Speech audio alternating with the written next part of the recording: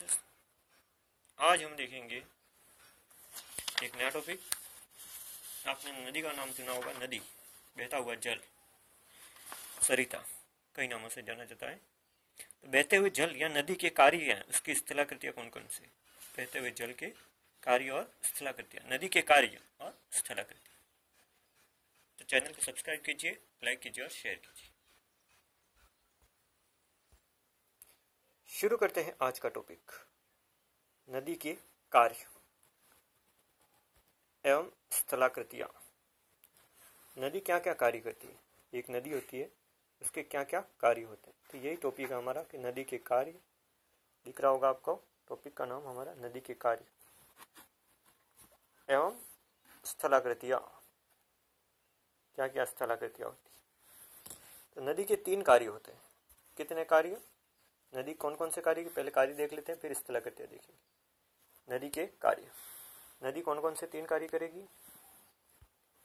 पहला कार्य अपर्दन का कार्य, दूसरा है परिवहन का कार्य और तीसरा है निक्षेपण का कार्य। ये तीनों चीजें आपको दिखेगी। ये 3 कार्य है नदी के। नदी के कार्य कौन सा? पहला अपर्दन का कार्य, परिवहन का कार्य और निक्षेपण का कार्य। इसमें अंतर क्या है ये बता देता हूँ। अपर्दन का कार्य, अपर्दन, परिवहन, निक्षेपण। अपर्दन क्या होता है? जब नदी का जल बहता है, ऊपर से नीचे की ओर पानी आता है, क्या करेगी? नदी का जल ऊपर से नीचे की ओर बहेगा। बहने से क्या होगा? रास्ते में, क्योंकि नदी का जल है ऊपर से नीचे की ओर ही बहता है, ऊपरी क्षेत्र से नीचे होगा, पहाड़ी क्षेत्र से समतल क्षेत्र की ओर। तो रास्ते में आने वाले जितने भी बाधाएं, उसको अवरोध है, उसको काट छाट करता है। क्या करेगा? ऊपरी भाग से नीचे आएगा तो रास्ते में काट छाट करेगा। तो काट छाट ही क्या है? अपर्दन है। क्या है? अपर्दन। परिवहन क्या है? बहता हुआ जल अपने साथ विभिन्न प्रकार के पदार्थ लेके चलता है। कंकड़, पत्थर, मिट्टी, ये सब लेके चलता है। तो ये पत्थर क्या करेंगे? अपर्दन में सहायक होंगे, तेज गति से अपर्दन काट छाट करने के। ये औजार भी कह सकते हो। तो परिवहन में जल क्या है? बहेगा। बहने से क्या होगा? अपने साथ विभिन्न प्रकार के औजार साथ में ले जाए। औजार का मतलब कंकड़, पत्थर, ये साथ में लेके जाएगा, तो इससे उसके कटाव में सहायक होंगे। दूसरा है परिवहन, हो गया आपका अपर्दन, परिवहन।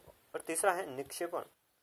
इन पदार्थों को क्या करेगा? आप समतल जगह आ गई, ढाल कम हो गया, समाप्त हो गया, तो ऐसी स्थिति में नदी के पदार्थ वहां जम जाएंगे।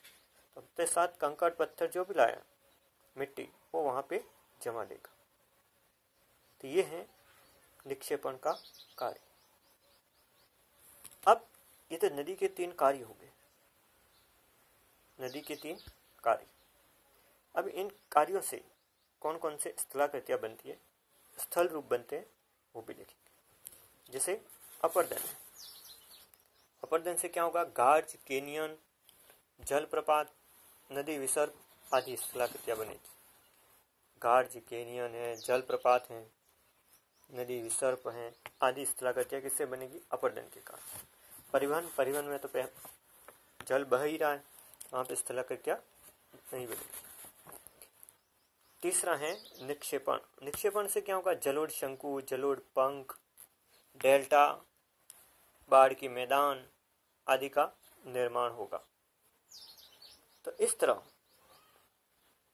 नदी के कार्य और उसके द्वारा निर्मित स्थलाकृतियाँ, सरिता जिसको कहा जाएगा, सरिता के कार्य और उसके द्वारा निर्मित स्थलाकृतियों को हमने देखा।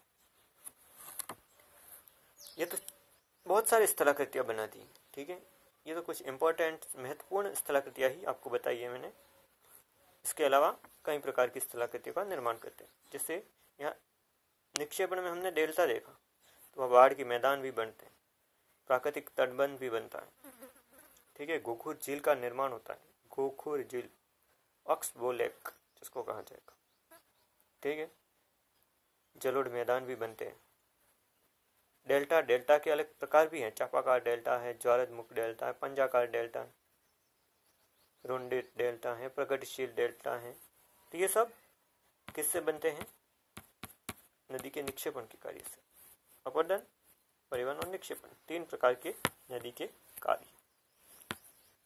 आपको ये चीज़ें समझ में आ गई होगी।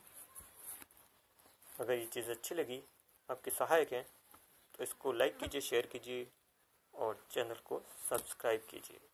Thank you.